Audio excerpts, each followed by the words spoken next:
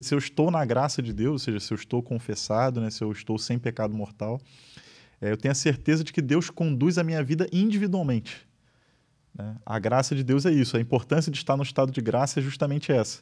Porque o que acontece? Deus governa todas as coisas, mas Deus governa o mundo, muitas das coisas, por causas segundas. Por exemplo, Deus não está providenciando todo dia o alimento do cachorrinho Ted, né? Vamos supor. Deus não está providenciando diariamente, ou seja, Deus não está... Não, Deus está governando a espécie, né? Por causas segundas, né? Então, o que acontece quando uma alma está em estado de graça? Deus a governa individualmente. Então, o meu bem é o bem de Deus. Quando eu estou em estado de graça, então eu tenho a certeza de que Deus está conduzindo a minha vida individualmente. Então, tudo que acontece na minha vida, eu tenho a certeza de que concorre para o meu bem, né? Porque as pessoas confundem e leem diferente na Sagrada Escritura, né? Todas as coisas concorrem para o bem daqueles que amam a Deus. As pessoas leem assim, todas as coisas são boas na vida daqueles que amam a Deus. Não, né? Todas as coisas concorrem para o bem daqueles que amam a Deus, né? E o nosso bem verdadeiro não é o bem físico, né? Não é o bem financeiro, mas é o bem moral espiritual, né? Que é a nossa salvação. Então, se vier uma enfermidade, né? Eu estando na graça de Deus, isso contribui para a minha salvação, contribui para o meu bem. Se vem uma situação financeira difícil, isso contribui para o meu bem, né? Porque Deus está guiando a minha vida. Se vem um sofrimento, né? Sei lá, uma calúnia, então Deus sabe que aquilo é providencial para a minha salvação, né? Então, a gente, ao invés de ficar triste, assim, né? Teve a imagem arranhada por uma calúnia, às vezes uma coisa assim. Não, se você está em estado de graça, você tem a certeza de que Deus permitiu aquilo para um bem, para que você seja menos orgulhoso, para que você seja menos soberbo, menos vaidoso. Mas né? Explica para as pessoas que estão nos assistindo que estado de graça é esse, para elas entenderem também. Isso é importante. Sim, né? Estado de graça, primeiro, quando a gente é batizado, nós somos revestidos da graça de Deus, ou seja, nós nascemos para uma vida nova, nascemos para uma vida sobrenatural, uma vida do céu. Existe um início de vida ali, não a vida natural, essa vida bios que vai passar, mas uma vida zoé, ou seja, essa vida sem fim. Então, a vida da graça, ela justamente inicia no batismo. A gente recebe um organismo espiritual, a gente começa a viver a vida de Deus, a gente se torna capaz de atos sobrenaturais.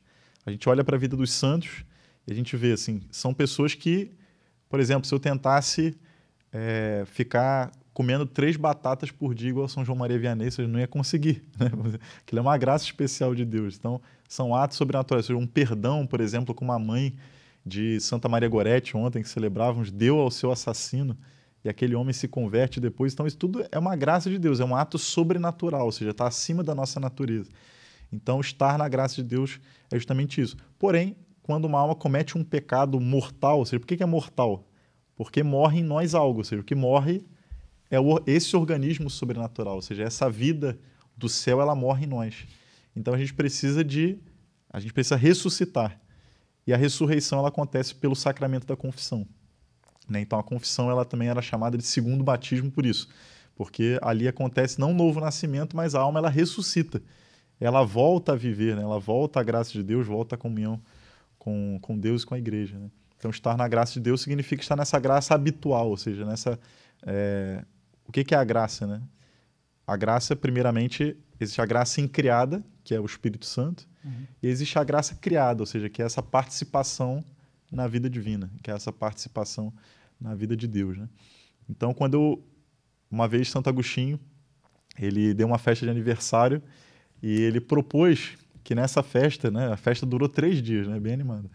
Então, ele propôs... festa judaica. Exatamente.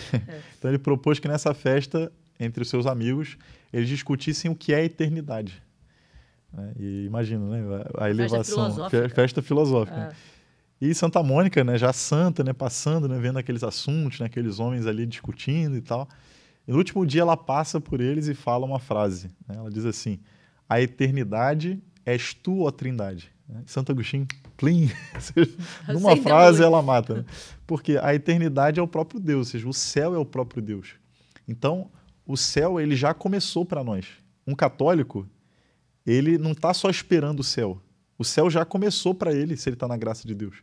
Porque o céu é o próprio Deus. Então, se eu tenho Deus morando na minha alma, A boa notícia para nós é que o céu já começou, né? É isso aí. Então a gente não está só esperando Outro dia os eu vi bens uma do céu, frase né? que eu fiquei o dia inteiro, uma frase simples, esqueci o nome da santa.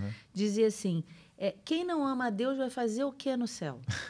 Eu achei a frase fantástica. Não tem o que fazer no céu. Quem não ama o Deus aqui na terra vai fazer o que lá? É verdade. Aí eu falei, gente, genial essa frase. É exatamente isso. O Deus já habita em mim. Claro. Eu já amo a Deus aqui na terra. Né? O que a teologia chama de tensão escatológica, ou seja, é um já e um ainda não. Ou seja, você já vive o céu, só que não ainda plenamente.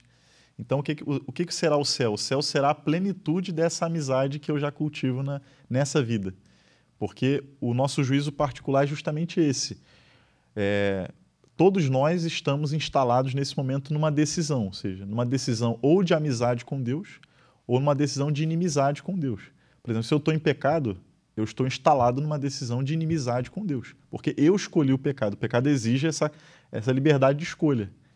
Então, se eu escolhi o pecado, eu estou instalado numa decisão de inimizade com Deus.